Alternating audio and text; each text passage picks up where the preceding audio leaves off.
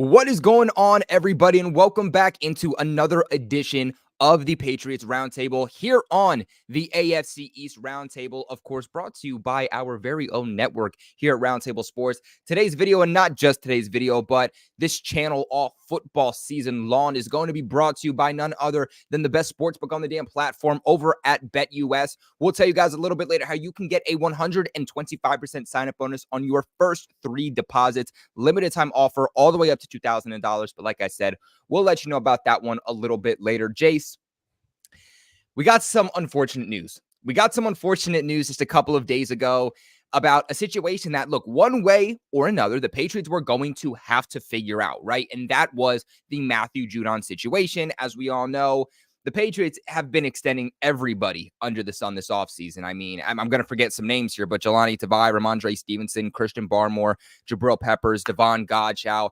I mean, some of those names maybe didn't even necessarily deserve a contract extension, or at least right now shouldn't have been a high priority for the Patriots. And we all kind of thought, look, Matthew Judon is your best player. He's not just your best player, but he is a leader. He is the face, or I should say current face of your franchise. This is a deal that you need to get done. Obviously, that doesn't happen. There were some displeasures after the Devon Godchow contract extension. Judon kind of comes into training camp one day with the fans present, not in pads during a padded practice, just kind of sitting down, very unpleasant and unhappy. You have Patriots head coach Gerard Mayo go over to him, start talking to him. It gets kind of animated. He ends up walking off, comes back onto the practice field a little bit later, talks to Elliott Wolf, leaves again, doesn't come to practice the next day. But then after that, Matthew Judon was back, full participant in pads. We all thought it was a good sign. Then, unfortunately, like we said a couple of days ago, shipped off to the Atlanta Falcons just this past Wednesday for a third-round pick. Jace, let's start with you and get your thoughts, because you and I were talking about this a little bit. You might have been a little bit on the okayer side of things than I was when this came out. I wouldn't say I'm okay with it, because I'm going to miss Judon. As you can see, I already hung his jersey up. I already miss him. This was the leader of our defense, probably the best player on our defense going into this year, unless, Christian Gonzalez makes that leap, especially with Barmore out. So I'm not excited by any means. I think that what the Patriots got for him is the best return possible. I think if they would have gotten a second, it would have been from like the Niners, who probably would have been like the last to second to last pick of the second round. This has a potential of being a top 80 pick. The Patriots now have 5 picks in the top 102 picks at least, as of right now, based off where they're projected to finish. So you add an extra third round pick, a day 2 pick, which can be used as trade value to trade back up into the first round. You can trade back up into the second round. You can just sit and pick there. So I love the return for it. I don't love shipping off Judon, but I really do think this was best case scenario. I think that the Falcons and the Bears, those were the 2 teams they were deciding between. I don't know who I would have taken. I still think that maybe it's a little early for the Bears, but they do have a lot of talent. So maybe they're betting on, hey, Kirk Cousins is 35 years old, coming off an Achilles injury. So maybe they're thinking that he's going to be take a little time to get used to things. So I just thought that the return was really good. And I think it's shocking that he went to Atlanta without having a deal in place. And that's where I think the big thing is we shipped him off to a team that hasn't even committed to him for the future yet, or Judon hasn't committed to them either. And we got a third round pick that's going to be a top 100 selection next year. So I just think the return was so good to pass up on. It still sucks he's gone. He was going to be one of my favorite players this year. He was the only active jersey I had left, and so I had to order a Christian Gonzalez one yesterday, which is fine, but I'm going to miss Judon. I think a lot of people will. Yeah, and I don't know. Like, obviously, we knew that it was kind of panning that way, but just speaking from not like the football side of things and not us doing our job, but just kind of speaking as the fan, man, like it sucks. It sucks just because I would say, at least in my own personal opinion, who were like the 2 big names that were kind of like the faces of the franchise, if you will, and had the biggest connections with Pats Nation, again, post Tom Brady. I would say that it was 1, Matthew Judon, and then 2, Kendrick Bourne. Now, obviously, they brought back Kendrick Bourne on like a 3-year extension this offseason, but Matthew Judon now officially gone. Kendrick Bourne, just a week or 2 ago, he was being talked about in trade conversations with the San Francisco 49ers, which is already a bit of a bad look on the Patriots. Obviously, they don't get Brandon Ayuk. Obviously, Kendrick Bourne is still here, but that damage in some type of way is already done, and they almost got rid of both of these guys, both of the faces of the franchise. And look, I understand that you're thinking longevity for your team, you're thinking about getting younger, but you still need players on the field that gets butts in the seats, right? And at the end of the day, I'm not too sure what's getting butts in the seats for this upcoming season. Maybe, just maybe, when Drake May ends up starting at some point this season, whether you like it, he will be starting in some capacity. Maybe then that's when fans are a little bit more active in coming to the games. But like right now, what is it? You don't have Brady. You don't have Belichick. You don't have Judon. What really is it currently? I mean, again, Drake May is not going to be starting for the upcoming season. At least I don't think he's going to be starting the upcoming season. So what's going to get butts in the seats? And I think that this kind of took a step back for the Patriots in terms of that aspect. But when we are talking about building this team in the future, was Judon going to be a part of that? No, he's 32 years old. By the way, the Patriots literally traded him less than 24 hours before his 32nd birthday. That has got to be like the most effed up thing. Like, you know what, Judon, you're going to celebrate your 32nd birthday, packing boxes and traveling on a plane. You complain too much. Get the hell out of here. Like, what a bit of a slap in the face to Judon, who, by the way, it's not like happy birthday, you got paid. It was happy birthday, you still don't have a contract extension. But again, looking at the future of the Patriots, this is going to be like a top 100 pick, like you mentioned. Now they have 4 picks within the top 100. This is going to give them leverage to select more players, move around the board, do things they want in order to build this team up for the future. Judon was not going to be a part of the New England Patriots, luckily, or I should say likely, when they start contending again. Look, maybe the Patriots have a CJ Stroud, Houston Texans-like season. I doubt they will. It was historical last year. I said this several times. I'll say it again. I think the path for the Patriots is more a Detroit Lions with Dan Campbell type of path and not a Houston Texans, CJ Stroud type of season. And if that's the case, it's going to take this team 2 to 3 years to actually get back into contention for the Super Bowl, get back into contention to actually be a playoff team. Is Judon going to be here? Maybe he would have, but he probably would have been on like the last year of his deal anyway. You weren't going to get anything out of him, so you might as well flip him for a 3rd pick. Again, I understand it, but it hurts. So I want to flip this to you now. What do you think the New England Patriots do in the absence of Judon? Because when we saw Judon go down after week 4 last year, the Patriots pass rush was pretty much non-existent. And the only pass rush that we really were able to get was through the emergence of Christian Barmore. Christian Barmore, his status is kind of up there right now. We don't know if he's going to be out the entire season, but you got to think that at least for the first couple of weeks of the season, he's probably going to be out. What do the Patriots do with their 2 best pass rushers, I would say, currently out? Yeah, and this is going to be the toughest thing because those guys created so many mismatches along the offensive line. You couldn't leave them one-on-one, and so that opened up opportunities for other guys. But if you did leave them one-on-one, they're going to make you pay. So there's actually been a ton of guys. I think Jeremiah Farms has stepped up tremendously for the Patriots. In the 2 preseason games, he's played 32 pass rushing snaps and totaled 6 pressures. Oshai Exemias, too. I might have butchered that name. He's had 36 snaps and recorded 5 pressures. And then I think the big 2 is, can Keon White and Josh Uche step up, right? We know Josh Uche has the ability to have a 12-plus sack season. That was when Matt Judon was opposite of him, fully healthy, and the attention was on him. So can he literally make this 1 year, make it or break it contract that he signed be an opportunity for for him to, establish himself as a true pass rusher? The other guy, and I thought it was really interesting, they started doing this with him. And I honestly didn't know what his role was going to be going into this season, but I knew that he would have something. I think that they might put Raekwon McMillan on the edge a little bit more. You saw that in a couple preseason games. So maybe it's not obviously – I think Keon White's going to have a monster year. Joe Weather just said it. I think he's going to be a monster this year. I don't think he's going to be ready to do Matthew Judon production. So he's going to take a little bit of a step – or not a step back, but it's going to be a little bit of a step back production-wise from Matt Judon. So you got to have Keon White take that massive step. You need to have Raekwon McMillan. You need to have Josh Uche. So I'm looking at those 3 guys on the edge. I still don't know, if what's his name? Why can't I say his last name? Ximenez. I don't know if he has a spot on this roster, but he's been really impressive off the edge, generating 1 hit, 2 hurries, 3 batted passes at the line, and he has 2 NFL sacks, 2 sacks in the preseason, which leads the Patriots other than Dietrich Wise. So I look at some of those guys. It's going to now become more of a committee type thing. You don't have that one superstar pass rusher, which is fine. But it also makes it a little easier for the offense to scheme up. Hey, we don't need to double team Matt Judon. We don't need to chip him with a tight end, this or that, unless one of those guys really steps up and makes it. So those are some of the guys that I think have jumped out to me early on in preseason.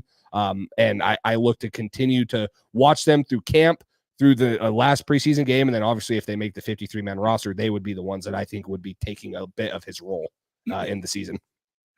Yeah, I'm kind of on the same board with you as to what they're going to do.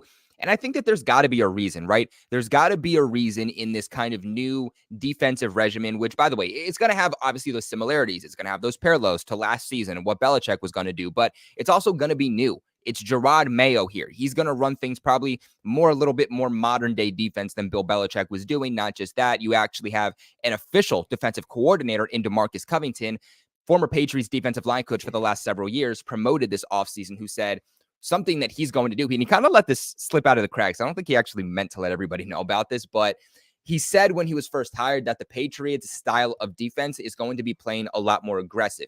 And I wonder, because Jace, when I thought of that, as soon as I heard that, I thought to myself, I said, more aggressive than what we saw the last couple of years. Okay, when's the last time I saw the Patriots like truly aggressive? And I was like, 2018, 2019? And I wonder if that's the style of defense that we're going to start seeing, because those 2 seasons, right, 2018, 2019, that was a little bit of a different style of defense compared to what it's been from 2021, 2022, 2023, really over the last couple of years since Matthew Judon has been here. They really haven't asked their linebackers to do a whole lot. I mean, last year they kind of picked it up a little bit by asking, Mac Wilson, to be more of a third down back, shoot the gap, set the edge, do a little bit more of that. But for the most part, that's something that we haven't seen this team do a lot over the last few years. They're not trying to get alternative pressure. They have one of the more lower rating blitz percentages in the National Football League compared to especially what they used to do, because they're asking their front to just get to the quarterback, right? It's not different design blitzes and shooting gaps and setting the edge with linebackers. It's just, hey, Matthew Judon, Christian Barmore, Josh Uche, set the edge and just get to the quarterback. That's how we're going to get the pressure. And again, I wonder if that's why they were okay with Matthew Judon being shipped off, because they said, we don't necessarily need guys on the defensive line who are going to have high sack numbers. Would it be great to have? 100%, but they probably don't feel like that is a necessity to where they need to pay a 32-year-old edge defender $20-25 million per year, because the guys who are going to make these big plays, the guys who are going to be the more aggressive defenders on this team, are going to come as those linebackers. Your Jawan Bentleys, your Jelani Tavais, your Raekwon McMillans, your Christian Ellises, your Sione Takitakis, if he ever gets back into the mix. That's what I wonder if the Patriots are going to do. And yeah, they might not have a player on the defensive line replace the overall sack number of Matthew Judon. Like, I don't think there's going to be a player on this defense that's going to record 10, 12, 15 plus sacks like Matthew Judon was doing on a year-to-year basis. But Jace, I wonder if the player on the Patriots defensive line is Keion White. And what I mean by that is not Keion White is going to put up, again, Matthew Judon sack numbers, but I wonder if the comparison for Keion White is actually Trey Flowers and it isn't Matthew Judon. Because, Jace, if you remember, when Trey Flowers was on the Patriots, I mean, he was only putting up like 6, 7, 8, 9 sacks. For sure, he was getting up there. He was making plays, but he never put up double-digit sacks. But he was continuously in the backfield. He was leading the Patriots in pressures. And, Jace, as a coach, I'm sure you know this, the most important thing is not sacks. That's probably second. The most important thing, the first step, is actually applying pressure on a quarterback. That's what's going to make him make mistakes. It's going to speed up his internal clock. That's what's going to force him into throwing interceptions, bad throws. Defense can kind of capitalize on that. That's what the Patriots need to get. And I think Keion White is going to do that consistently. He's going to get pressure on the opposing quarterback, but he's never been a player that had a high sack number, which is why I think that comparison is actually somebody like Trey Flowers. He gets the pressure, and then you see the linebackers kind of come in here and finish it off, right? Your Kyle Van Noy's, your Jamie Collins. I wonder if that's the type of defense they're trying to get back to. What do you think about that? No, I totally agree with you. I think that he is a little bit more complete of a player than, say, Josh Uche was a couple years ago. If you remember, Josh Uche was a guy that they couldn't put on the field in first and second downs because he couldn't hold the edge and run. Keion White's a bigger body. He fits more of the body style, too, of that Trey Flowers, where you can move him outside to pass rush. You can move him inside to hold a B gap or something if you need. So they can be a lot more versatile, like you said, with a guy like him than they probably could, say, just throwing Josh Uche out there. He's going to have a huge role on this defensive line because he now is one of the most explosive players. You take out Judon and you take out Christian Barmore like we have, and we don't know when Barmore will be back still. But you take those two out, Keon White's one of the most athletic freaks on this team. Yeah, Josh Uche has really good bend ability. He can get around the outside. He can beat tackles with his speed. But you're just talking about a freak athlete. Keon White's the guy on this team that has the most upside right there. So his sophomore season right here is going to be a massive step. It could, thrust him into a huge role and could really put him into superstar potential. So I'm really excited to see what he can do. He's been really impressive. Hasn't played a ton in the preseason, only played a couple snaps. But when he's been out there, man, he's been good. He's been solid in the run. He's been really good in the pass. It's just he's that guy that's really hard to stop because of what he brings to the table and how he does everything so well. So I could definitely see that. And I like DeMarcus Covington has some experience coaching him, right? He's been on that defensive line. He's coached him personally, individually. He knows his strengths for a year and now going through the offseason. So he's going to be able to play around with him and kind of make him into what he thinks is going to be best and the most productive for him. But he's going to be the single-handed most watched guy by all Patriots fans to replace Matt Judon. I agree with you. I don't think he's going to do it himself. If he does, then that's great. We found a steal in the second round, but I look for him to be the guy that's going to shoulder the most responsibility for taking care of what Matt Judon did. Yeah, I agree. And a little interesting fact, we got a little statistic from Thursday's game when the Patriots played the Philadelphia Eagles. Both Josh Uche and Keon White recorded 4 quarterback pressures, which led the Patriots in week 2. So again, there is that potential there for pressure. I'm not worried about the Patriots' ability, or rather their inability to get pressure. It's just that sack number. Yeah, I mean, it's probably going to drop down. But at the same time, like, the Patriots are kind of used to it. They're kind of adapted to not having Matthew Judon because, again, they had him for pretty much the entire season just this past year. But guys, real quick, I want to give a massive shout out to not just the sponsors of this video, but the sponsors of this channel all football season long over at BetUS. Guys, right now you can get a limited exclusive offer you're not going to find anywhere else. Linked in the description box below, pinned in the comment section box below too. You guys can get a 125% sign-up bonus up to $2,000. You guys can also get a 200% crypto deposit bonus with that. Now, for those of you who do not know what a 125% bonus is, let me break it down for you.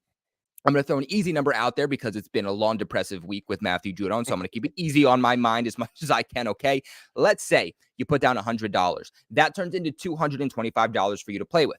More money you put in, obviously, the more money you are going to get out. It more than doubles your initial deposit, and you're not getting that, again, on your first deposit, but you're getting that on your first, your second, and your third. That is some serious, serious money to be played with. BetUS also has the fastest payouts in the industry. They have fast and easy deposit and withdrawal process, 24/7 personalized service, 365 days a year, live wagering on all major games. They got the best betting variety in the business. You guys can even get a 10% back on your net losses 2 times a year. I mean, name me another sports book that is going to be that generous. You can't, because it's not out there. Did you guys also know that BetUS can give you your very own personalized account manager? Jace, these are things that you just cannot make up. But Jace, I want to share this with you because I want to get your thoughts. This is going to be via BetUS, New England Patriots odds for their quarterback to play week 1, or week 1 snap, I should say. At -800, they have Jacoby Brissett. At +425 is Drake May. And we're going to get into Jacoby Brissett and Drake May in this preseason game here after we talk about BetUS. But Gerard Mayo said just the other day that it's still open. This is still an open quarterback competition for who is going to play week 1. Nothing is decided. Your money is on the line, Jace. Who are you picking for the week 1 starter? I'm still going with Jacoby Brissett. As much as I want it to be Drake May because I think he looked better, I still think the smart thing to do is to ease him into this. Just because Jacoby Brissett had one bad preseason game doesn't mean we need to panic and rush the process with Drake May. It's more important that we get Drake May's progression and development right than just throwing him out there because Jacoby Brissett has looked a little bit off. Now, with that being said, I think that Drake May should be running with the ones. Like, he has earned every thing that he's shown through OTAs, through mini camp, through training camp, and then also joint practices, and now the preseason game too. He's shown that he deserves to get some reps with the ones. Like, put him out there with the best offensive line we have, which is still not very good, but put him out there with that offensive line and put him out there with the number 1 receivers and let him grow and get his confidence going. So he deserves to have some reps with the one, especially with going into game 3 of the preseason. But if I was putting money down, I'm still going with Jacoby Brissett here. I still think he's the week 1 starter. I think he's probably the week 1, 2, 3, and 4 starter at like that's worst case scenario unless an injury happens. So I think that I would feel safe putting it on Jacoby. Yeah, I mean, right now, I think the margin has gotten a lot closer than what we've seen over the last few weeks. Football's what have you done for me lately? They're going to kind of look at the last couple of weeks here when trying to decide who's going to be their week 1 starter. I think Drake May, he's going to be more explosive. Drake May is going to dance around the pocket a little bit better. He's going to extend those plays a little bit better. But, I don't think that Drake May currently is 100% there. And what I mean by that is I don't think that mental part has slowed down officially for him. Yeah, he looked good in a preseason game.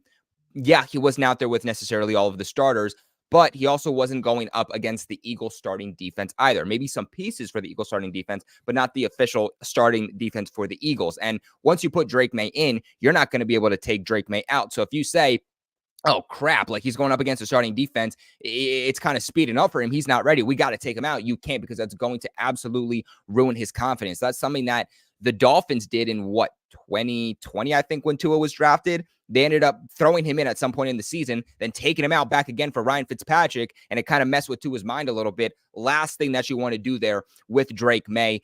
I think Drake May will start in some capacity this upcoming season, but you're probably not going to be competitive. You just traded your best pass rusher, your best player, the face of your franchise, like we mentioned. They're very obviously in a state where they know that this is going to be a multi-year rebuild. So again, you're thinking longevity. Yes, when it's time for Drake May to come in, throw Drake May in. But that's when you're in practice and you see that everything has officially slowed down for him mentally, and those physical traits can start coming out. That's how you'll know. That's how you'll know when Drake May is ready, is when he isn't just a tick behind things because he's overthinking. And again, that's not to be a knock on Drake May, because coming out of the draft, we knew Drake May, a little bit of some questionable processing. We knew it wasn't going to be the fastest processing out of all the quarterbacks coming out of the draft, but he had all the God-given talent from a physical standpoint. And unfortunately, you kind of need him to be confident and comfortable from the mental side of things to just naturally let him play physically. So until he's ready and officially ready and 100% ready for that, I'm saying you throw in Jacoby Brissett. He didn't necessarily look great, but at the end of the day, I'm sure he also wasn't giving it 100% in a preseason game anyway. So like we said, go ahead and check out BetUS. If you guys think Drake May is going to be the week 1 starter, go ahead. Show it to us. Place your bets. That is the best way to stick it to me and Jace right now. Supports the channel massively and everyone here at Roundtable Sports. So again, link in the description box below, pin in the comment section below. Go ahead and check it out. Michael Vick at BetUS.com. Catch an incredible 125% sign-up bonus on your first 3 deposits, plus 10% gambler's insurance. BetUS, my online sportsbook and casino.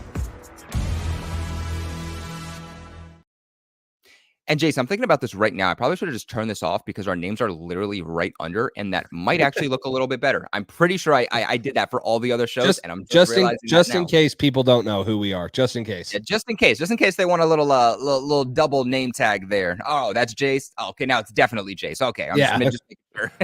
But Jace, I want to get into your thoughts here about preseason week 2. Now, obviously, me and you, we went live during their preseason week 1 game for the first half of that game.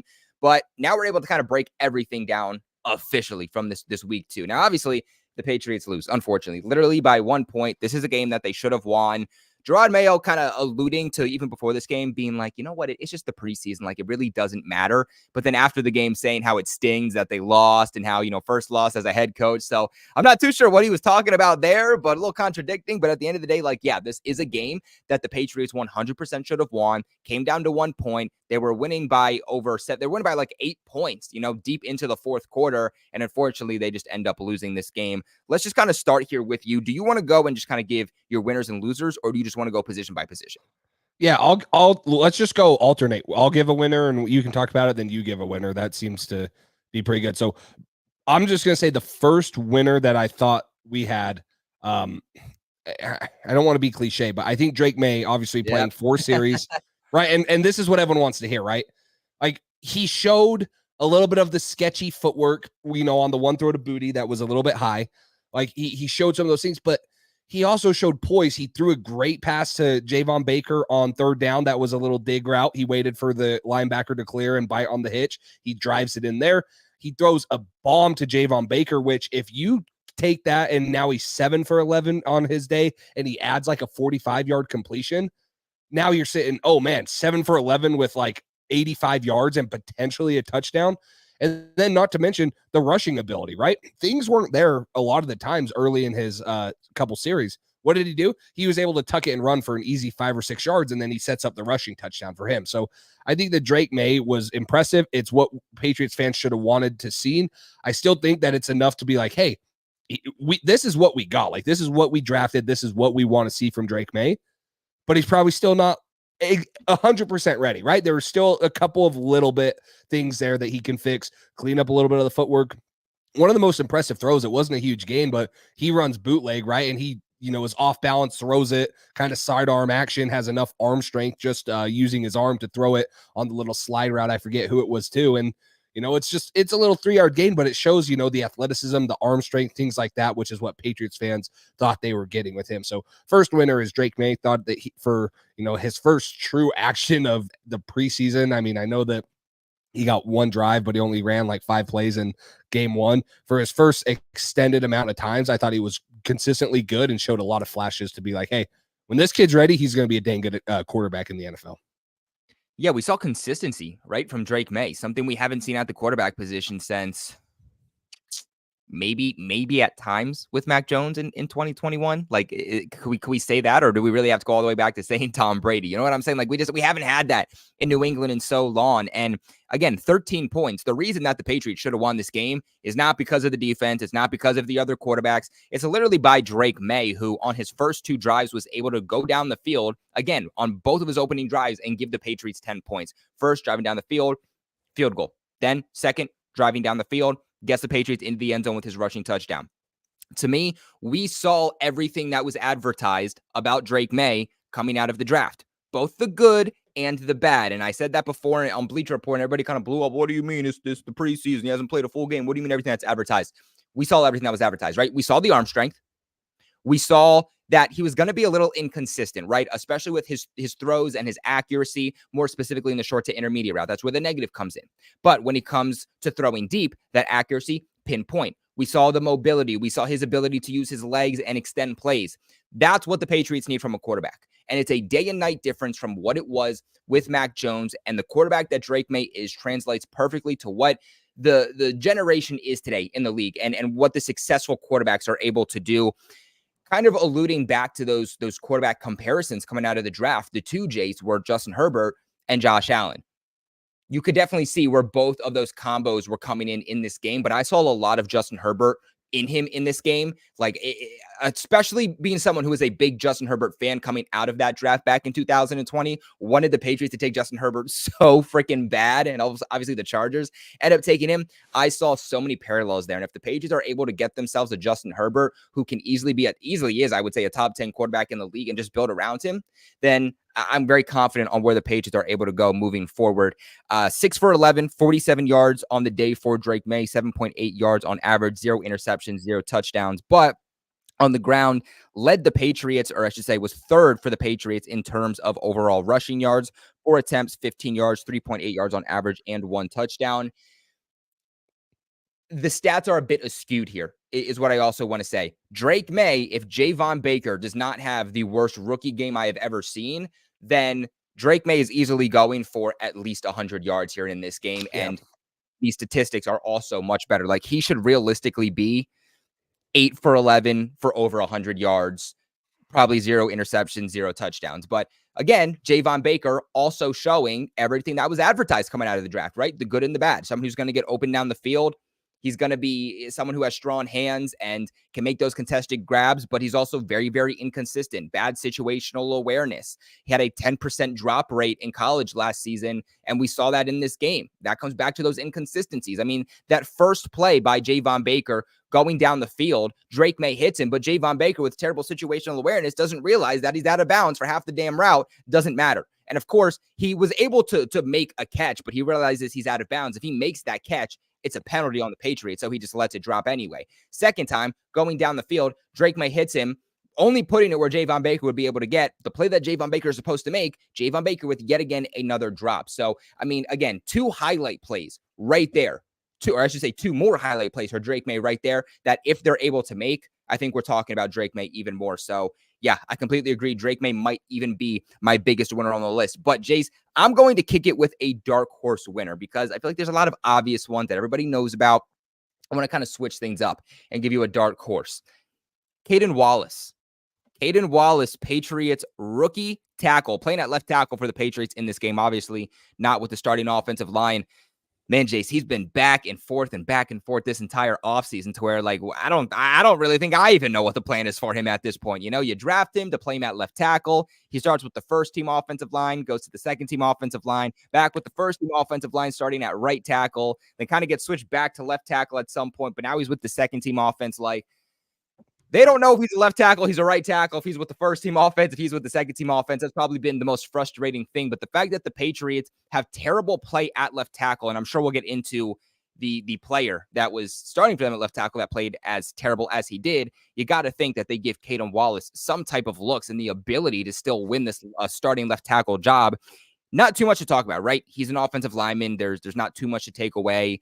He didn't play like a crazy amount of snaps in this game either, but according to PFF, 14 pass blocking snaps, 0 pressures allowed, 82.4 overall pass blocking grade. Look, obviously, he needs to play a full game. Obviously, he starts in the NFL. He's going to go up against much better, much more consistent defensive linemen. But I'm sorry, he played early on in the game, and the Eagles' defensive line, whether it's their starters or their backups, they have some absolute dogs on that defensive line. Even Nolan Smith, that second-year edge rusher, was playing pretty deep into that game. And so the fact that Caden Wallace was able to hold his own, didn't allow a single pressure, I should say, I think is definitely a step in the right direction as the Patriots try to figure out this glaring tackle situation. Any thoughts there on Caden Wallace? Yeah, well, I'm going to share one more winner. It's on the offensive line, then I'll talk about the offensive line as a whole. I think Layden Robinson was a winner, and that leads me to my point. I think our best offensive line combination is Caden Wallace left tackle, Sidney Sal left guard, David Andrews center, Layden Robinson right guard, and moving Winu back out to tackle. Now, Chuks Okorafor, I will say, has been an okay option at right tackle. I think that you could keep him there, but I think Layden Robinson is playing himself into a starting spot, and I think that by moving Michael Winu out to right tackle and putting Layden Robinson in there, I think that that's a better and more consistent offensive line than the inconsistencies you're going to get with Chuks Okorafor. So I agree. I think that Layden Robinson and Caden Wallace have played themselves into potential starting roles. And I think that if you switch around this offensive line a little, you could have a young offensive line, but you could also build for the future. And so I think Caden Wallace was great. Layden Robinson also did not allow a pressure last week. He played in 14 pass blocking snaps there too. So I think both those guys right there for me are, in my opinion, they should be in the top 7 offensive linemen we have, if not the top 5 in starting. Because I think that Layden Robinson, with his punch, he has good feet. He's really good in the run game. It's going to be hard to keep him off this offensive line forever. And it's been a little bit disappointing to see Anthony Mafi, one of our top picks last year. He's been a little disappointing. So now you're like, hey, now you need, to have another guard in case someone does go down. But I really like the idea of Wallace at left tackle because I think that he has shown a ton of improvement, and Layden Robinson at right guard. And then, obviously the 3 best linemen we have, Sidney Sal, David Andrews, and Michael Winu filling in between those guys. Yeah, I agree with you. And honestly, what I think the offensive line should be was really not far off from yours whatsoever. And I don't think that it's not math. Like, you know what I'm saying? This should be easy for the Patriots to figure out with the offensive line. Like, it's no secret what your best offensive line is. I understand Michael Onwenu was a better guard than he is a tackle, but at the end of the day, I'd rather have average tackle play on the right side and average to maybe even above average guard play with Layden Robinson as a rookie than I would having an elite interior offensive line, but revolving doors at tackle, because really it's not going to matter. And I understand the philosophy, step up into the pocket. You'll be able to avoid some of the pressure coming around the sides and still be able to make a play, but that's only going to be to a degree, right? The Patriots need quality offensive line play, and really they just need some consistency. They need continuity on that offensive line. To me, what I thought the week one starting offensive line would be putting Chuks Okorafor back over to the left side. And that's just because, Caden Wallace played a pretty good game in here, but again, only 14 pass snaps. What can he do consistently? Against the Philadelphia Eagles, when he was working as the second team left tackle, he looked really, really bad. So it's like, he picked it up in this game. What exactly are we getting? I'm not sure. Maybe down the line, he can be their starting left tackle, but I would probably just feel a little bit more confident with a veteran who has experience playing at left tackle in college. He has experience in the NFL already. He has regular season and postseason experience too, making him your starting left tackle. Then, like you mentioned, Sidy Sow, David Andrews, Layden Robinson, and then Michael Onwenu back out to tackle. Layden Robinson, for now, this second straight week of the preseason, has been one of the league's best one of the league's best run blocking guards. So that's what you want to see. Obviously, he needs to step it up as a pass blocker too if he's going to be a starter. But for a team that wants to significantly run the ball more than pass the ball, that's how they're going to be effective and efficient. He's obviously a guy that sooner rather than later, you're hoping gets into the mix, especially as somebody who, you used a 4th round pick on. I'd really rather him not just ride the bench for the rest of his career. But was Layden Robinson your winner then? Yeah, he was a winner. And I would have said Caden Wallace too, but I think Layden Robinson was a winner for me. It like you said, it's 2 weeks in a row that I just think he's shown more than any of the right tackles have. Verdarian Lowe, which we'll talk about as a loser, Layden Robinson has shown more than him. He's shown more than Calvin Anderson and some of those guys. So it's like, I 100% agree with you. Most of the best pass rushers are on the edges, right? You got Nick Bosa, TJ Watt, Micah Parsons, those guys. Yeah, there's the greats in the interior world. You got now I'm drawing a blank. Freaking for the Chiefs. I don't know why. Chris Jones, not Chris Jones. It is Chris Jones. Freaking Chandler Jones's brother. Yeah, you got Chris Jones on the interior. So you do have great interior defensive linemen that can rush the passer too. But Layden Robinson's stout. Like, he's not going to get bull rushed very often. He's going to be able to hold his own. You're going to be able to step up in the pocket there. And I just think, you need to have some, consistency at the tackle position. It's one of the most important ones. And Michael Onwenu's been one of the most consistent ones for the Patriots for the last 3 years. So I like that. I would be fine with Chuks at left tackle also. I think that the position battle right now, in my opinion, should be Chuks Okorafor and Caden Wallace for the left tackle spot. I think that it should be set everywhere else. Like you said, Sidy Sow, David Andrews, Layden Robinson, Michael Onwenu. That should be starting 4 no matter what. The left tackle spot, Caden Wallace, Chuks Okorafor, come down to preseason game 3, and whoever wins it there wins it. Yeah, Patriots had a really interesting game here in terms of the offensive line because the second team, the third team, they obviously were absolutely terrible. Pressure on Drake May, pressure on Milton, pressure on Zappe, the entire game, every single snap. But interesting facts, Chuks Okorafor in this game actually had the highest run blocking offensive lineman, or was the highest run blocking offensive lineman in week 2. What was the next one here? I think the interesting fact, I'm not going to put him as my next winner here, but it's kind of to allude to the offensive line, is we're talking about Layden Robinson maybe being their starting right guard because he's been their best run blocking guard. But a name I would say to watch, and maybe this is a battle. If they decide to kick Michael Onwenu to tackle, maybe this is a battle. Michael Jordan, the guard who's been in New England for a couple of years, he's been really, really solid throughout 2 weeks now of the preseason. He's been the Patriots' best pass blocking guard also. Interesting fact, for the second week in a row, Patriots guard Michael Jordan was the team's highest graded offensive lineman in pass protection with an overall grade of 85.5. So I think it could be an interesting little fact here on if they do bump Onwenu back out to tackle, what do they view as the higher priority? Do they view pass protection as the higher priority, or do they view run blocking as the higher priority? And I think once they figure that out, that would determine which guy would be most effective for them. But my next winner is, and I know there's some obvious ones here, but I don't just want to talk about the obvious ones. So I'm going to say another rookie, and that's Jalen Polk. And you might be saying he should be maybe almost a winner, not a true winner. But to me, he was everything that was advertised. He was in the game early on with Jacoby Brissett. I think he might have been in there a little bit with Drake May, but don't quote me on that. But he really wasn't in the game much before they pulled him out, which clearly shows his role in this offense. It clearly shows that they want him to be a day one starter.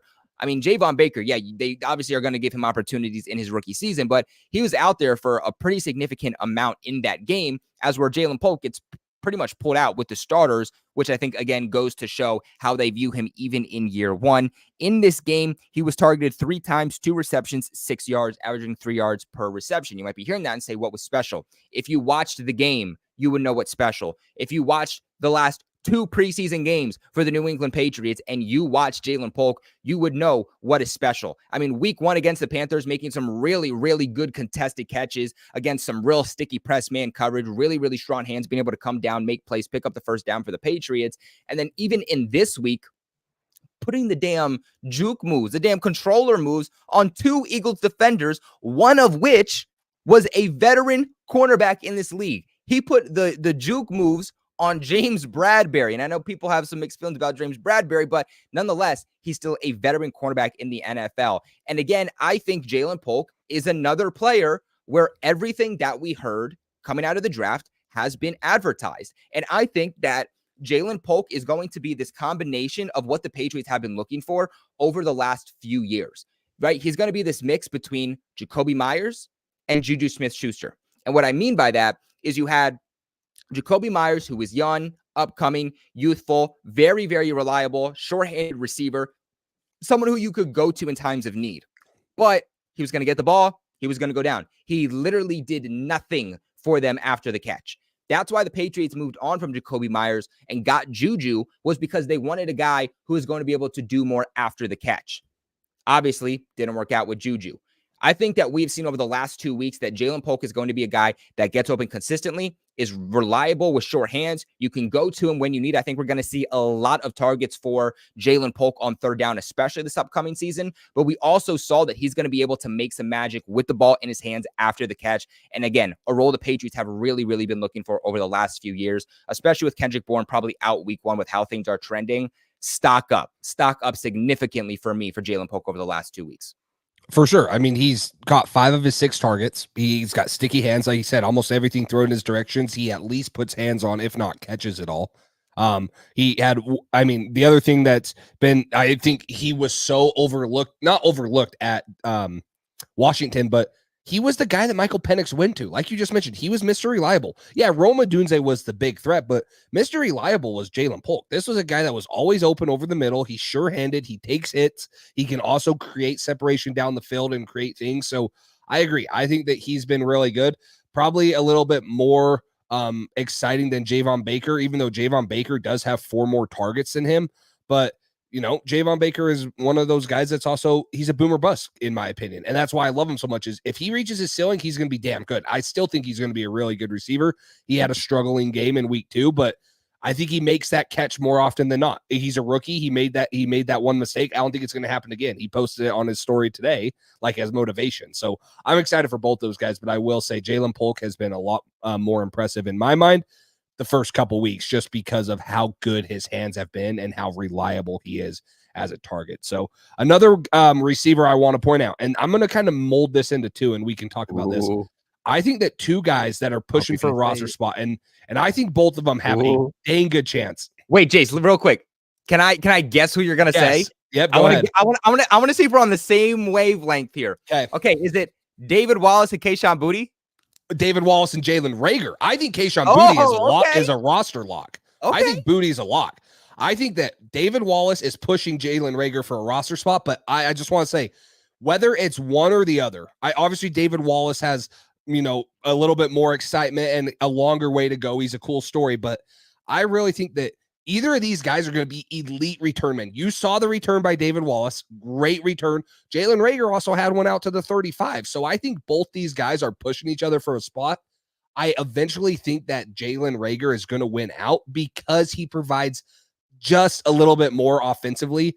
But man, David Wallace, DTN said it down here. He is proving that, hey, he can have a special teams impact immediately. Like, he will have an opportunity to come in and have a opportunity to return every single kick in the new scheme and could make a name for himself. So I really have been impressed with both those guys, not so much what they've done positionally, but they have brought an element to the new kick return game that I think is going to get overlooked. And I think that one of them is going to make the roster. I don't think both of them do, but I'm really excited to see who it is because I think both of them could be elite. They're both been super exciting to watch in kickoff returns this year. Yeah, and I feel like for me, David Wallace could either be Julian Edelman, Danny Amendola, that type of role, Wes Yeah. Welker, or he could be Gunnar Olszewski, Riley McCarron, and it's like, okay, like Yeah. we do this all the time when there's like a late round or UDFA white wide receiver who comes in like popping off on special teams. So like, it's tough. It's tough just because, or even Braxton Barris you could throw into there. It's tough because I like David Wallace. I think there's a lot of potential there. He has been really, really good on returns over the last Yeah. 2 weeks. By the way, didn't do it in college. Never did it in college. He has literally just started doing this since joining the New England Patriots this offseason. So I think he can only get better. But I wonder if there is a role for him on the 53, and that is the problem because Gerard Mayo saying it himself a few times this offseason that the Patriots aren't going to do what Bill Belichick did and keep guys on the roster, at least a lot of guys on the roster, that are just core special teamers. Guys have to be able to play offense and special teams or defense and special teams and be able to get into the mix with both. I don't think that Wallace is a guy that's, at least right now, developed enough to make an impact as a starting wide receiver in the NFL. Jalen Reagor, we know can, and that's the problem. Like, I think if right now there is a battle between David Wallace and Jalen Reagor, it's going to be easily hands down Jalen Reagor for me because, like you mentioned, he has experience in the NFL. You know what you're getting. He has starting experience and postseason experience at that too. We also saw him last week, second to last week of this past season, return one against the Buffalo Bills for a touchdown. Not just that, but he also has significantly improved his ability as a pass catcher. I mean, he was one of the best pass catchers for the Patriots down the stretch of this past season. Not just that too, but the type of wide receiver he is a role that the Patriots need, right? Because like with your David Wallace's, you could be fine without him because you have your Jalen Polks, you have your Kendrick Bournes, you have your KJ Osborne, who are in a very, very similar role. Jalen Reagor, who's the other guy that is most comparable to him? It's Tyquan Thornton. Is Tyquan Thornton a lock? Maybe. I don't know. I mean, that's another conversation we can get into, Jace, but he also is very, very injury prone. The Patriots might want more of an insurance policy with that style of wide receiver. Also, not to mention that Jalen Reagor, one of the Patriots' best run blocking wide receivers. And you might not think it for how small he is, but so many times last season where we've seen him making key blocks for these Patriots running backs this past season. So if that really does end up being a battle between the two, I do think that easily Jalen Reagor has the nod over Wallace. But Wallace is a guy that I would love to see develop on this team. And I would be concerned with how well he has performed as a returner, that there might be a team around the league who says, I'm able to afford to have you on my active roster as a core special teamer and let you develop, versus the Patriots, who the only spot for Wallace might be on the practice squad. I mean, a couple of years ago, you look back, same thing happened with Braxton Berrios. Was looking really good throughout, the preseasons, especially as a returner. Patriots cut him. The Jets pick him up and put him on their 53. Patriots weren't able to get him back on the practice squad. For sure. But I mean, looking, David Wallace has had 3 kick returns for 100 yards. His longest was 53, which was last week. That's 33 yards per kickoff attempt. If the Patriots could start their drives at the 33-yard line every time, that is massive. Now, on the flip side, Jalen Reagor's only had 1, and he had a 32-yard return, so they started at the 32-yard line. And then there has been a little bit more punt return value from David Wallace. He's had 3 punt returns for 36 yards when Jalen Reagor's only had 2 for 13. But no, I totally agree. I think that this is an interesting position battle that maybe not a lot of people saw coming, but I worry. I agree with you. I think that some team would find value in Wallace. If you could piece squad him for a year, then that would be incredible for the Patriots. I just don't know if that's been the case, because he's shown enough to be like, hey, this guy he's a legit weapon. I know it's not considered an offensive play, but if you could start your offense past the 30 every single play or every single drive, that would be a huge advantage, especially with how bad this offense has been in previous years, moving the ball and kind of stalling out in certain drives. So I think both of those guys have a chance to be like I said, a really good returner in this league. So who would be another winner for you? I just mentioned, kind of those guys. I took 2 up. So if you want to take 2, you can, or maybe you have a loser. Yeah. I'll give you, I think, my last biggest notable winner, and then I think we can kick it on over to these losers. Real quick, Joe says, do you guys know what happened to Jackson? Looked like an ASL torn. Update me. I am not sure what is what is happening right now. I know there's some games going on. Did something happen that I missed? But while we figure that one out, I will get into my final winner. It's not the sexiest one, but it is notable for the upcoming season. Jace, that's the kicker battle. We might know who our kicker is at this point. Joey Sly had a really good game. Chad Ryland had one opportunity for an extra point, and he made it late in the game. But your kicker for the majority of this game, who also got a field goal opportunity, which, by the way, I don't know what it is with just like not wanting Chad Ryland to kick a field goal in the preseason. They didn't let him attempt it last year. They're not letting him attempt it this year. I don't know how we're ever really going to know if he's good or bad. Like, by the way, if you're going to try to develop a player or see what you have, if he's going to mess up, the preseason is the time to do it. But the fact that Joey Sly's out there being their starting kicker for the majority of the game, I think is a good sign. Now, I'm not going to put him in just yet. For me, I want to see week 3, because if we get into week 3 and we see Chad Ryland coming out there being the kicker for the majority of the game and getting all the reps, then okay, what they're doing was not telling us who the starting kicker was, but saying, you guys split week 1, Joey Sly week 2, Chad Ryland week 3. And if that's what happens, then it's up in the air. But if Joey Sly comes out, again, being the Patriots starting kicker and playing the majority of snaps in their final preseason game, it is a very clear-cut sign who the Patriots kicker is going to be. And, I mean, Joey Sly in this game did very, very well. 2 for 2 on field goals. Also had a long of 51 yards. I don't know the last time we actually saw a Patriots kicker kick from the 50 or longer and actually make it. And Joey Sly and Chad Ryland, they've been on the heels of each other all offseason long. Their statistics are very, very, very similar. The thing is that Joey Sly's been a little bit more inconsistent overall, as where Chad Ryland's been more consistent within like the 40 to 45. But when Chad Ryland is asked to kick from like the 45 and longer, that's when his misses are coming. So again, the Patriots might roll with the guy here who is giving them a little bit of a little bit more of a bigger kick, right? A guy who they reach the 50 and they know, hey, we can rely on you to go ahead and punch the ball through. Obviously, being a veteran in the league too at this point with Joey Sly, definitely a winner. Definitely a winner as they kind of start edging out who's going to be their kicker.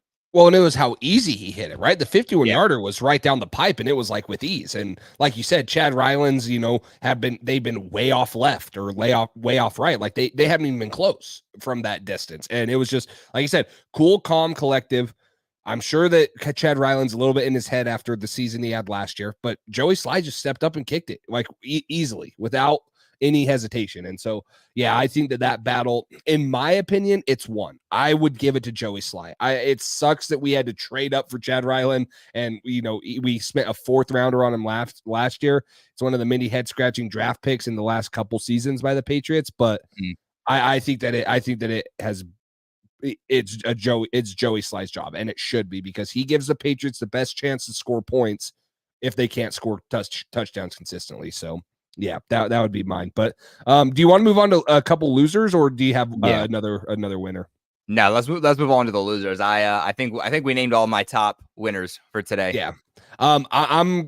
We already talked about it. It's along the offensive line, and I'm sure it's probably your top loser. It's Verdarian Lowe. I mean, this guy, I mean, he fault pre-snap penalties for this guy is like a given. It's like 1 in every 2 or 3 drives. Like, it is so bad, and it kills the momentum of drives. It was the same thing last year, and it wasn't just him. It's just been the Patriots offensive line in general. So, but he's been beaten consistently. He hasn't had very many good snaps, where it's looked like, hey, this guy can hold his own. It's just consistently like, hey, either the Patriots don't trust one of the young guys or Chuks Okorafor to step up and take the left tackle spot, or they literally are just blinded by how bad Verdarian Lowe is, because I don't think that he should be the starting left tackle coming to preseason game 3. Like we said, I think it should be Chuks Okorafor or Caden Wallace. Let those two battle it out, but Verdarian Lowe has been very disappointing for me. Yeah, and obviously everybody kind of having PTSD from Verdarian Lowe last season. One thing I will say, Verdarian Lowe was a turnstile at right tackle last season. He did look a little bit more promising at left tackle when he saw those opportunities last year. But again, that bar's not all that high. Like, yeah, you looked better at left tackle, but like, you know how low the bar was for him at right tackle? It was like Marshall Newhouse of 2019. Like, you know what I'm saying? Like, congratulations, you were a little better, but looking at about how bad you were, it's really not saying much. Verdarian Lowe and Antonio Mafi led all Patriots offensive linemen in quarterback pressures allowed in week 2. That obviously says a lot. I mean, you can't rely on him, okay? Especially when we're coming to one of the most important positions on this team, especially on this offense, with being the blind side for Jacoby Brissett or Drake May. They need to take this seriously. And Jace, the frustrating thing is that the big reason the Patriots weren't successful last year, there were a lot of reasons, but one of the biggest ones was the offensive line. That's what sped up Mac Jones' internal clock. That's what started to make him look like such crap. Mac Jones looked good at the beginning of the season, looked worse and worse as each week went on because of how bad the offensive line was. What the hell did Elliott Wolf do in the offseason? Re-sign Michael Onwenu, loved it. But other than that, what did he really do to try to address this offensive line? He didn't. And I'm sorry. I understand we need receivers, and that needs to be upgraded. And I love Javon Baker. I love Jalen Polk. I love the fact that they're on this team. But at the end of the day, it all starts with the offensive line, and these receivers aren't going to matter if these quarterbacks don't have enough time to actually throw the ball. And we're talking about the investment you made, $8 million to Jacoby Brissett this offseason, 3rd overall pick to Drake May this offseason, and you're not giving them an offensive line to actually protect them, and you're speeding up their internal clock. It's like, what are we doing? The fact that they did not make this a bigger priority this offseason is so beyond frustrating, and we're already seeing it just 2 weeks into the preseason. There was another one that I wanted to get into here about the offensive line, but I can't see where I put that statistic. So, but yeah, look, Vidarian Lowe at left tackle, it's rough. It's rough, and it doesn't get too much worse than what we saw there. They got to figure something out, because if he's our starting left tackle, I know there's a couple of things that you can do to kind of mask bad tackle play, but like, again, you got to think that there's a better tackle on this roster, whether that's Chuks Okorafor or Caden Wallace. But I'm going to get on to my first loser here, and this is going to be a guy that I've heard some people in the media have on their 53-man roster. I don't know how. I absolutely don't know how. Maybe it's because he was a draft pick by the Patriots this season or this past draft, but I'm sorry. 6th-round pick, Marcellus Dial, only defensive player taken in this draft. He's been terrible. He's been absolutely terrible this entire offseason. I know he dealt with an injury during spring practices a little bit. That kept him out for a couple of weeks in minicamp. Maybe that development is slowing down a little bit, but I'm sorry, he looks like absolute crap, and it's really not even close. In this game specifically, he allowed 106 yards on 8 receptions on 10 total targets in week 2. No other Patriots defender allowed more than 28 yards. He's a massive reason why the Patriots lost this game. He's a massive reason why this game got as close as it did. I don't see the role for him on this team. I get he's a 6th-round draft pick. You can get him back on the practice squad. I can promise you that. No other team's going to claim him. And you know what? If they do, congratulations. Congratulations. You got a player who's not going to be jack crap for you. You got a player who didn't deserve to be on the Patriots active roster anyway. And all you did was lose a 6th-round pick.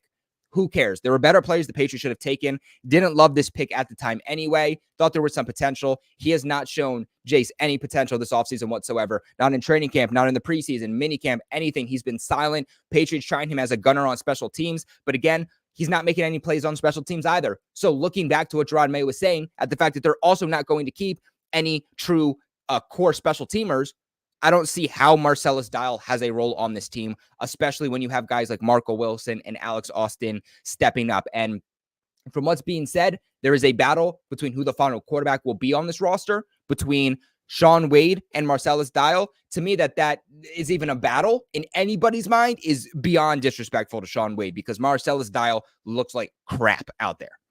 Yeah, he's the one that got torched on the 2-point conversion too by the Eagles. Just wasn't even close to him. So he's been a little bit of a disappointment. There was rumors that he would be a better safety in the NFL, and that's maybe why they drafted him. But the safety room's also crowded because I think guys like Jalen Hawkins and Joshua Bledsoe have earned a role, and they could have a little bit more special teams value. And heck, Del Pettis has been a little bit better than, been better than he's looking really Marcellus good, bro. Dial.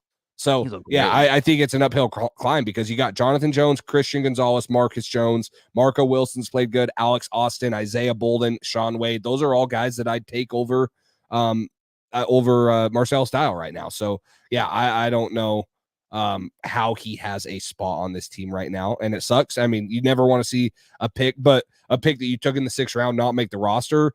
I mean, you could have taken someone else, but yeah, I think he will have an opportunity to get on P squad. He will. This is one thing about Marcellus Dial is I'm pretty sure he started his career at Georgia forever ago. And then he went to South Carolina.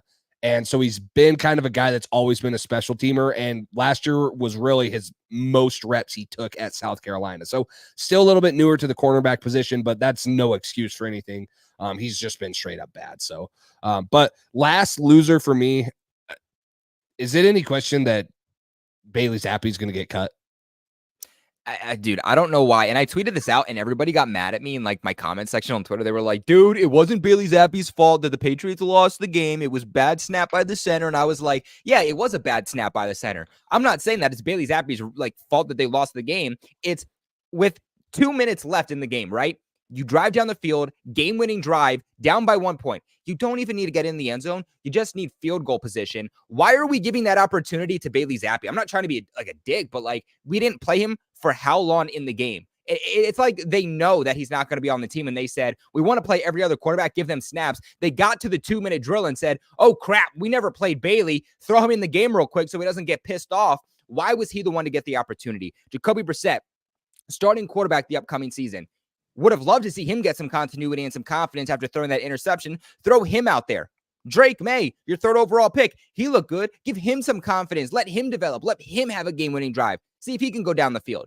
Or keep Joe Milton in the game, who you barely had out there before taking him out of the game. Who, yeah, like, look, I will say Joe Milton kind of looked like dog crap in this game compared to what he looked like in week 1. But at the end of the day, it's just the preseason. And really the only 2 quarterbacks that have given you points in the preseason the last 2 weeks is Drake May and Joe Milton. So why not give one of these rookie quarterbacks at the least one of these opportunities and not a guy who, I'm sorry, you know what you're getting from Bailey Zappi at this point. There's no reason to have Bailey Zappi on this roster. There's no reason to play him in the preseason, and there's certainly no reason to give him the opportunity of the game with the 2-minute drill. I didn't understand that decision.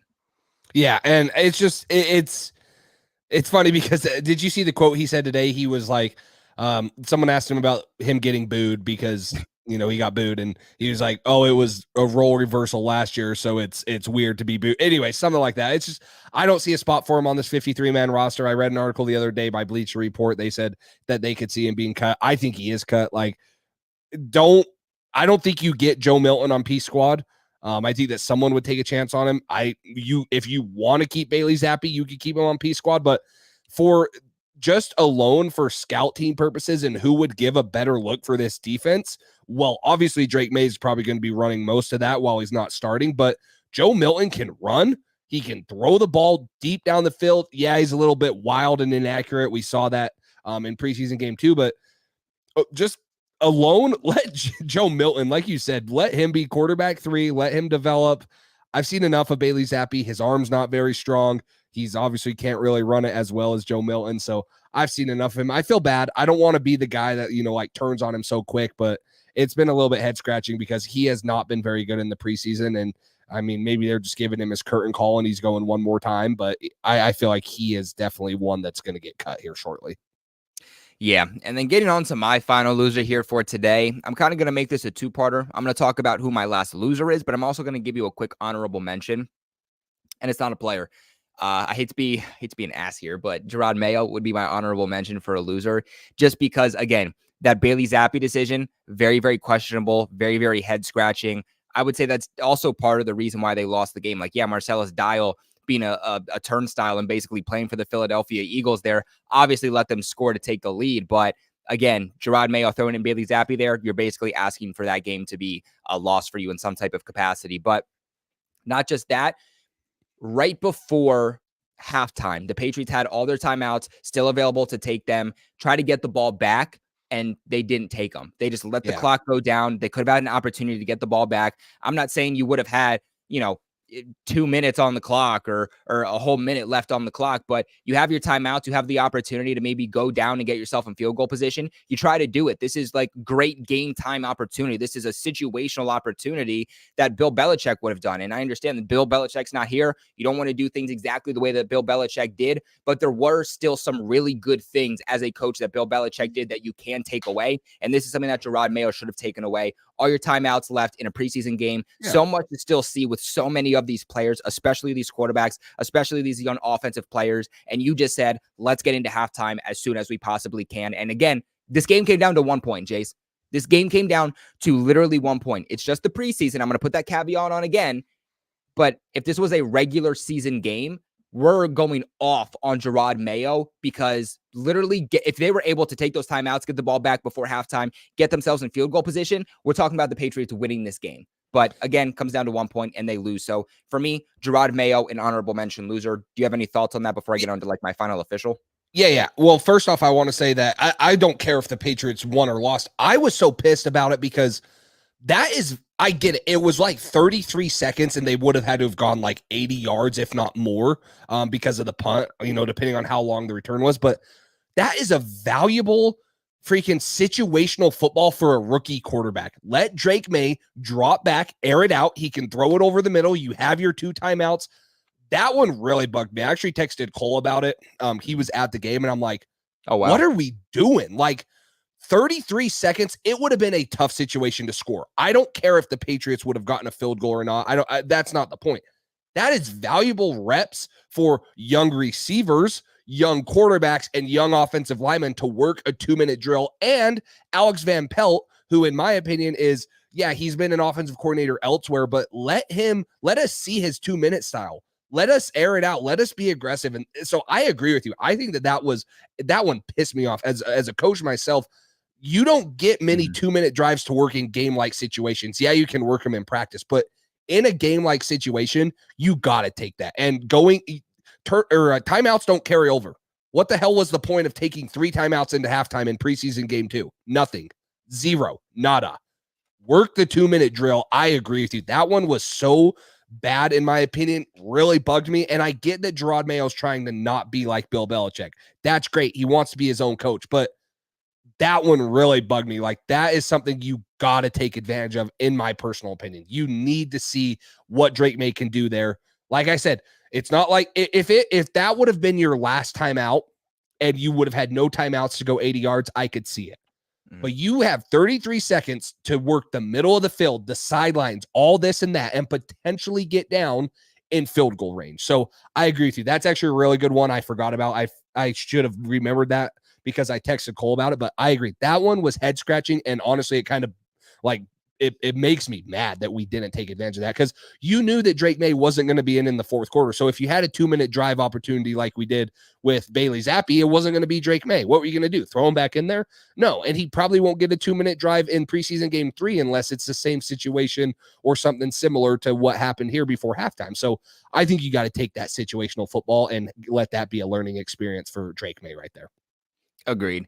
My last official loser, I'm not going to like break it all down again because I kind of talked about him earlier and kind of spoiled my last one, but that's Javon Baker, the rookie. Like I mentioned, I mean, this game could have also been very, very different if Javon Baker comes up with those grabs. And this is what you drafted him for. This is what you got rid of Devontae Parker for. The Patriots really don't have this big contested catch guy down the field, maybe Hunter Henry, but when we're talking about wide receivers, who's going to take over that Devontae Parker role? I mean, the Patriots need that guy on this team, right? They tried it with N'Keal Harry after they lost Josh Gordon.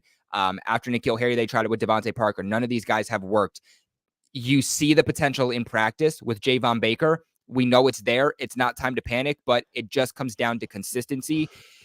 And he needs to have better situational awareness. He's not going to get on the field in any type of way if he cannot have, at the very least, situational awareness. This is why Kayshon Boutte actually got benched after week 1 is because, let's keep in mind, Patriots have to have it against the Philadelphia Eagles week 1. I don't know what it is against these rookie receivers against the Eagles, but, Kayshon Boutte, week 1 of the regular season last year, can't get 2 feet in bounds, forgets that in the NFL, you need 2 feet, not 1 feet in bounds. Patriots end up losing that game because they can't convert on 4th down when Kayshon Boutte literally had the ball in his hands. Here, same thing with Javon Baker, running half that first route from that first deep ball by Drake May down the field, just out of bounds, not understanding that you're literally on the way. You're not inside the bounds. A rookie mistake, a very, very, very bad rookie mistake. And then obviously that second one down the field, Drake May with ease launches the ball down the field, places it where only Javon Baker's going to. Looks like he has it, but then can't really survive the ground there. Just really inconsistent hands. Again, if he's going to get a considerable amount of reps and opportunities this upcoming season, like Jalen Polk, he's going to need to prove that he deserves them. And right now, I think he's more of a liability to this team. At least that's what he's showing, is that he's more of a liability than someone who can consistently help this team. But that's going to be my last loser. Any kind of thoughts there on that last one, Jace? Yeah, no, I don't mind that one. He definitely wasn't good. I think the 2 sideline throws was really good coverage. Also, the corner did a great job of squeezing him to the sidelines. But Yeah, then QB again, Ringo. then again, that's on him, right? You got to be able to set up the defender to get outside and restack him. Like, you got to preserve the sideline for your quarterback. You can't just get pushed out of bounds like that or get guided to the sideline like that. So I agree with you in that aspect where, hey, you probably need to do a little bit more or work a little bit more at stacking the receiver, because like you said, those were good throws. And I think that there was an opportunity for both of those to be caught if Javon Baker stacks the receivers. So if he's in bounds, like, yeah, that's a really good opportunity for Javon Baker. And then the other one, this was both on, I think, him and Drake May. I don't know if he short-armed it. It was like the little 5-yard curl. And it was a little off-target throw by Drake May for sure. But it was a little bit like of a short-armed. I feel like he could have reached out and caught it. And then obviously, I mean, if you're going to be a difference maker in this league, you come down with that. I mean, that throw, yeah, you had to dive for it. He had control until he hit the ground. But that's what you got to maintain it. You have to. That was a great ball, perfectly placed, 45+ yards down the field. That's a difference-making play in any game, and that's what we need to see Javon Baker do. And I think he will. I really do. I don't think that this is me getting down on him. I think he'll make it. He's a rookie, still learning, but it was a little bit disappointing. You would have loved to have seen him make that play, 1 for him and 2 for Drake May. It would have been a major, massive kind of building connection, building chemistry type of moment for the young Patriots offense. So I agree. I would put him. I mean, I feel bad putting him as a loser, but I agree with you. He was a little bit disappointing. He still has 4 receptions. He's the tied for the first most targeted receiver on the Patriots. He has 10 targets in 2 preseason games. The only other guy that has 10 is Kayshon Boutte. So he's been targeted a lot. He only has 4 catches for 40 yards. So he's got to start getting a little bit more production. But yeah, I mean, we need him to haul in that 45+ yard pass, because that's what will make him a difference maker in this offense.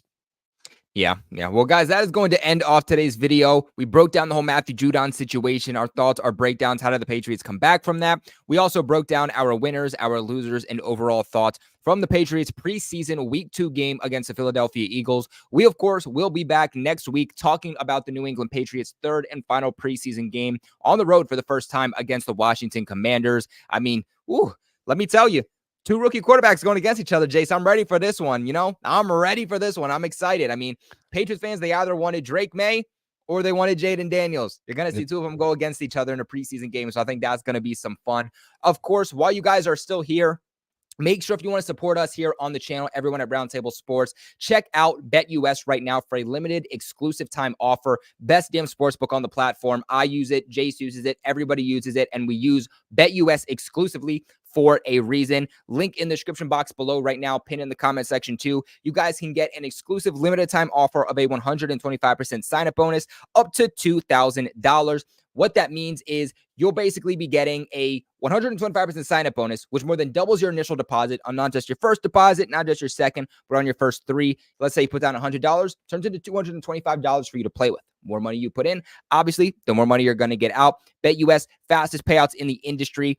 Fast and easy deposit withdrawal process, 24/7 personalized service, 365 days a year, live wagering on all major games, best betting variety in the business. You guys can get a 10% back on your net losses 2 times a year, and BetUS can even give you your very own personalized account manager. Support us all here at BetUS. Support all of us here at Roundtable Sports by signing up for BetUS. But other than that, we appreciate you guys for watching. Make sure to follow me for more Patriots content at Patriots Global on YouTube, linked in the description box below right now. Obviously, follow Jace at Patriots Drive, link for his channel also in the description box below. But Jace, any last words before we log off?